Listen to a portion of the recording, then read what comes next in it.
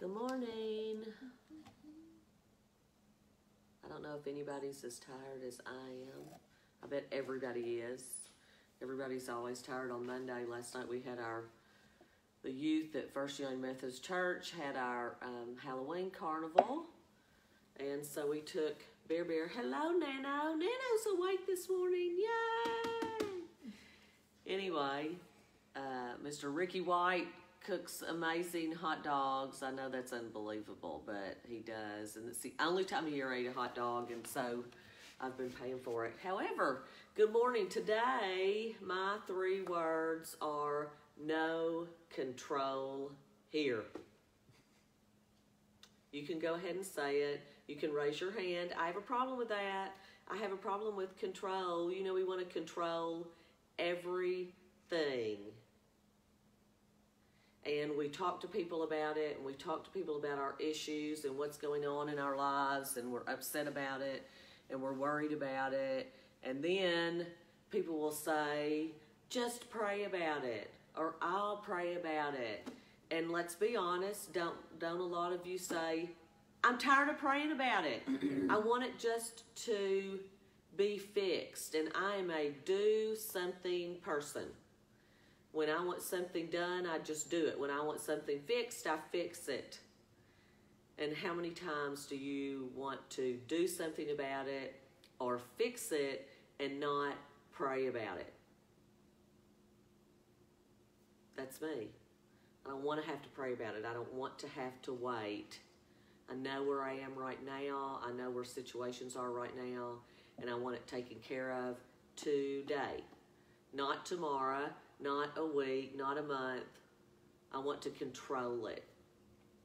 And so it was one of those God things again. I was driving home from Fayetteville, from Ozark to home, and I called my friend Sherry on the phone, and we talked this control thing the whole way home. For an hour and a half, we talked control. And I really would love sometime to put my phone in my car and just let you all hear it as we're speaking it out, because it sounds so much better than what it ends up really saying today. But we talked about a lot of different things about control. And when I got home and I started looking at everything, I picked up the book Anxious for Nothing by Max Lucado, and the very first chapter, wham, it talks about control and how God is a sovereign God. And what sovereign means, when I looked up the true definition, it means supreme power, rule, or guess what? Control. And so then I went to the book of Colossians, and I looked up Colossians 1:17. And when I first started looking at Colossians, I like to read all about it from the very beginning.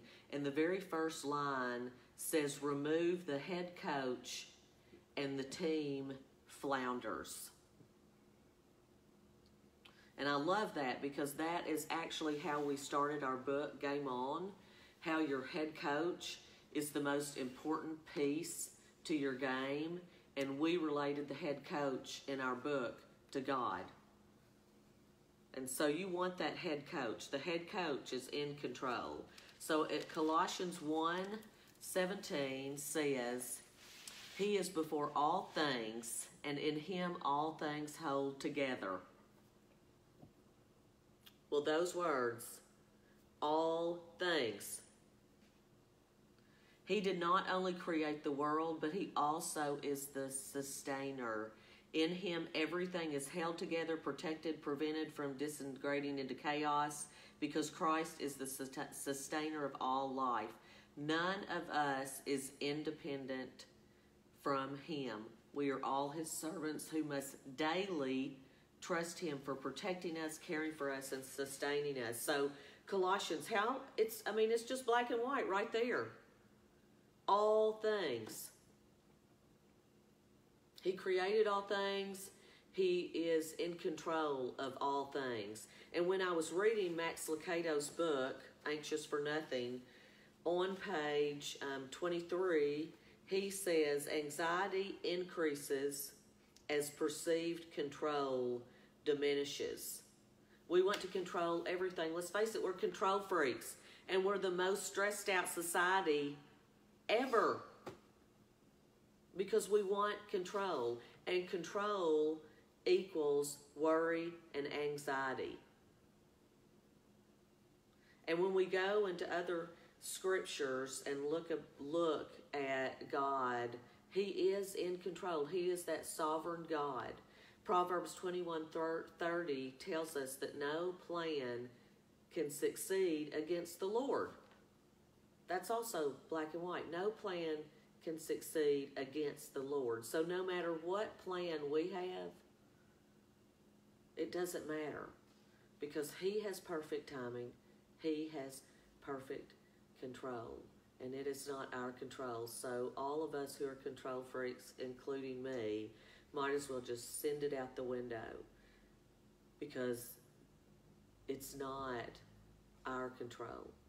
He has control, because that is who He is. And when you look at Anxious for Nothing, the first chapter, he goes straight into Paul, and how Paul, rather than seeking total control, relinquished all control. And when we think of Paul and being in prison, and how he rejoiced in prison because he knew he was not in control. And he even said, God's going to make everything work out for the good. All of the things, all of the chains that I am in happened for me to spread the good news of God. Every piece of the puzzle is what it should be. And that's very difficult for us to grasp, because we don't want every single piece of that puzzle. But every piece has a purpose. And we shouldn't try to change the ends of the piece of the puzzle to make it fit into a spot where it doesn't really belong. We have to fit every piece where it should fit. Because every piece of our puzzle, if we rejoice in it and we react as how Paul reacted, we are spreading God's goodness and letting everyone see how God is truly in control. And when you step back with this control thing, that's what Sherry and I talked about the other day. We need to realize what we can control and what we can't control. For example, I can't control the weather, but I can put on a raincoat. I can't cure cancer, but I can bring joy to a lot of people that have it. I can't control people and things that they may say or do, but I can control the way I react to other people.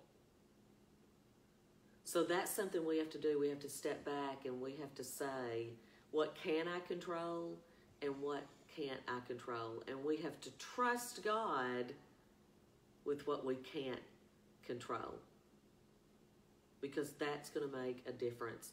That when you relinquish the control, your anxiety is going to decrease, because we trust in God enough to take the wheel and drive our bus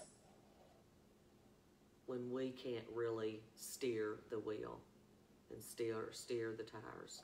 So the challenges for the week: be sure you make your daily appointment, because it's starting your day with Him and His Word every day that draws you closer to Him and enables you more to even let go of the control.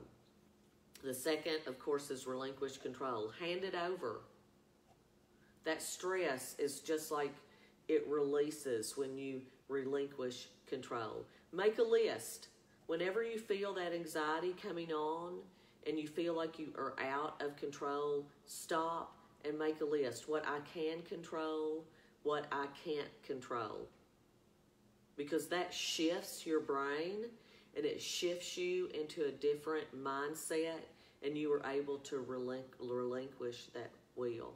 Also, fill your cup with Christ, and when you start that daily appointment with Him and you relinquish control and you make those lists, you are filling yourself with the Holy Spirit. And when that happens, when you fill your cup, you are able to fill others' others' cups as well. So I'm going to finish this morning. Another one of my favorite books is Calm My Anxious Heart. And she talks about anxiety and control. And on page 165 is the Serenity Prayer. And my parents always had the Serenity Prayer up in our home the whole time I was growing up. And of course, if you don't know that, it's all about control. So I thought it was very appropriate to finish today with that prayer. Dear God, grant me the serenity to accept that which I cannot change, courage to change the things I can, and wisdom to know the difference. Living one day at a time, enjoying one moment at a time, accepting hardship as a pathway to peace, taking as Jesus did this sinful world as it is, not as I would have it. Trusting that you will make all things right if I surrender to your will, so that I may be reasonably happy in this life and supremely happy with you forever in the next. Always pray that prayer, and remember, we are not in control. Don't worry about the what ifs. Don't worry about the tomorrow. Don't worry about the then. Don't worry about the but. Relinquish control. Let go of the wheel and let God drive your bus, because I'm not in control here and you aren't in control here. He is a sovereign God and He is in control. Remember, you can go to www.personalpeprally.org. You can sign up for our mailing list. I will send you the notes from the lesson for today. And remember, you just keep on keeping on, and you let go of that wheel. Have a great week. See you next Monday.